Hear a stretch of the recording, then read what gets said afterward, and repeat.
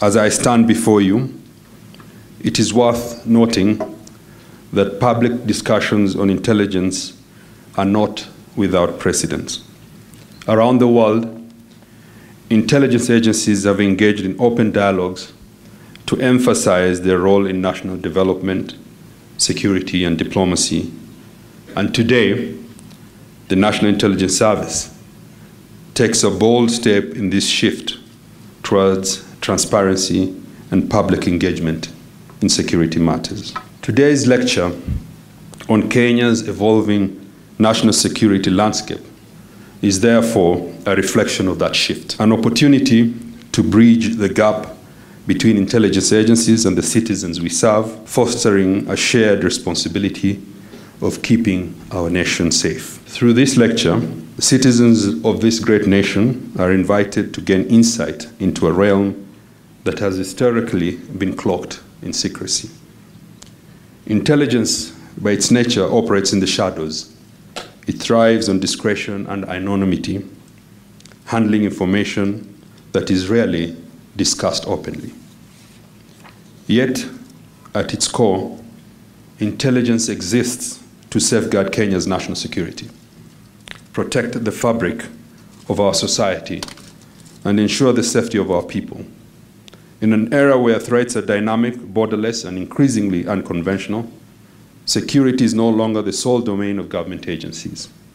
These threats target our communities, businesses, and way of life, making an informed and engaged public not just beneficial, but essential to national security.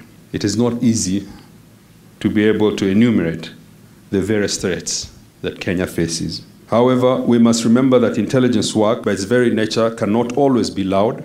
It cannot always explain itself. And yet, in a democratic state, silence must never be mistaken for impunity. We understand that in this age of instant information and digital noise, people demand to know. They want details, they want timelines, they want names. The NIS now operates at the intersection of multi-domains that has a holistic view of the state's well-being.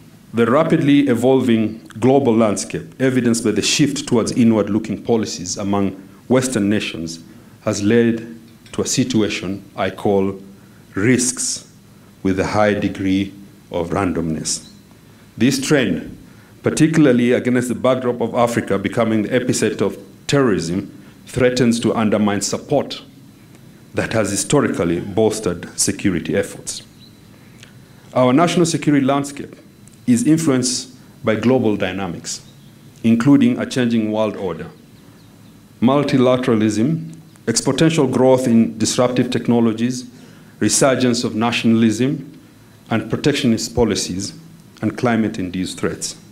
Kenya is supporting South Sudan conflict resolution mechanism, cognizant of risks of Islamic extremism, such as IS, Islamic State, and Al-Qaeda, that already harbor networks in neighboring Sudan, using the country as a safe haven and launching pads for terrorist activities, even in Kenya.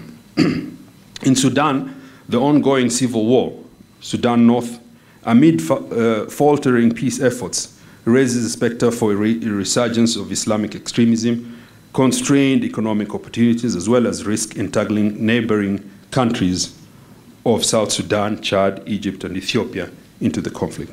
It is against this backdrop that Kenya is supporting efforts to address the political stalemate in Sudan and South Sudan, including providing platforms that could allow the warring parties to mediate on their differences.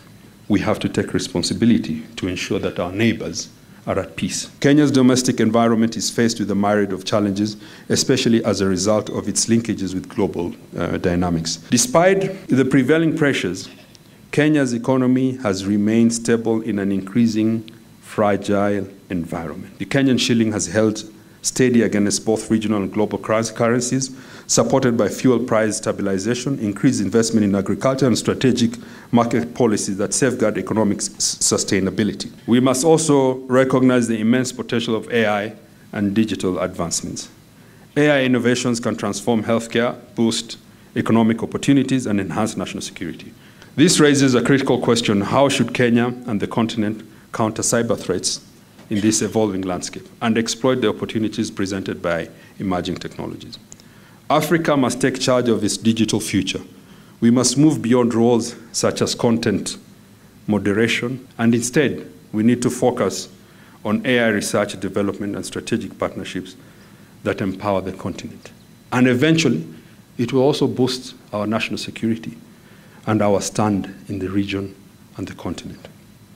By coming together as a region, we can ensure that AI serves our interests rather than undermines them. Notably, I am pleased to highlight the significant support made by the NIS in technology. Intellectual property theft presents yet another security threat that undermines the country's innovation capabilities and economic advantage. Since independence, Kenyan institutions have only secured 55 patents. Since independence, 55 patents.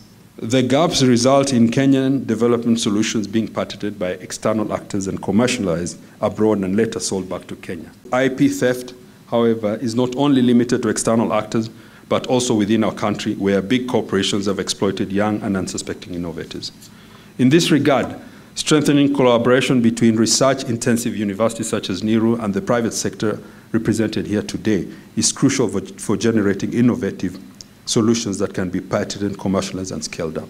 We must unite in our efforts to secure education for every child across our nation, for it is not just a matter of learning, it is a matter of security and stability. When you have no teachers in the north, in Turkana, in Samburu, in northeastern, just know that that uneducated child will probably become a cattle rustler or a terrorist, because without the requisite knowledge, they will